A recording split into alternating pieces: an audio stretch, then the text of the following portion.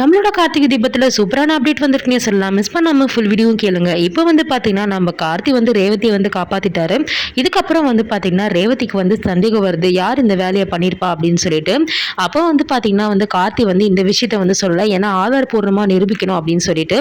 அப்போ வந்து மாயா வந்து ஏற்பாடு பண்ணியிருந்த லெட்டரில் வந்து என்ன எழுதியிருக்கு அப்படின்னு வந்து பார்த்தீங்கன்னா வந்து நம்மளோட கார்த்தி தான் வந்து ரேவதியை வந்து சாகடிச்சாங்க. ரேவதி வந்து கைப்பட எழுதின மாதிரி வந்து பார்த்தீங்கன்னா அவங்கள மாதிரியே வந்து லெட்டர் எழுதி அந்த லெட்டரை வந்து பார்த்தீங்கன்னா என்ன பண்ணியிருப்பாங்க அப்படின்னா முழுக்க முழுக்க வந்து என்னோட சாவுக்கு காரணம் வந்து இந்த டிரைவர் தான் அப்படின்னு வந்து பார்த்தீங்கன்னா ரேவதி வந்து எழுதிட்டு செத்து போன மாதிரி வந்து பார்த்தீங்கன்னா ஒரு லெட்டரை வந்து ஏற்பாடு பண்ணியிருப்பாங்க மாயா. ஸோ ரவுடிங் கிட்ட என்ன சொல்லியிருப்பாங்கன்னா, இந்த மாதிரி வந்து நான் லெட்டர் வந்து நான் ஒன்று வந்து கொடுக்குறேன், அது வந்து கைப்பட ரேவதி எழுதின மாதிரியே இருக்கும், அவளோட ஹேண்ட் ரைட்டிங் மாதிரியே இருக்கும். நீங்கள் என்ன பண்ணுங்க, அவளை மலை மேல இருந்து தள்ளி விட்டுட்டு சாகடிச்சதுக்கு அப்புறம் இந்த லெட்டரை என்ன பண்ணுங்க அங்கே போட்டுட்டு வந்துருங்க அப்படின்னு வந்து சொல்லுவாங்க.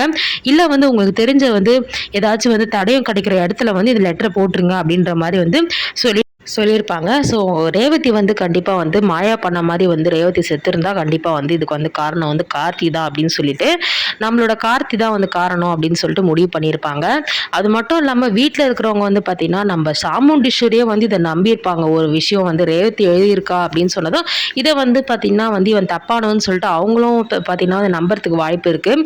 நம்மளோட மயில் வாகனம் அதுக்கப்புறம் ராஜாதி ராஜா இவங்கெல்லாம் வந்து நம்ப மாட்டாங்க. நம்ம தங்கச்சி பையன் எப்படி அப்படி பண்ணுவான், அவன் பண்ணியிருக்கவே மாட்டான், ஏதோ ஒன்று நடந்திருக்கு அப்படின்ற மாதிரி தான் வந்து அவங்களோட சைடில் வந்து பண்ணியிருப்பாங்க. ஸோ இந்த மாதிரி வந்து நடக்காமல் கார்த்தி என்ன பண்ணுறாரு, நம்ம ரேவதியை வந்து சேஃபாக வந்து காப்பாற்றிடுறாரு.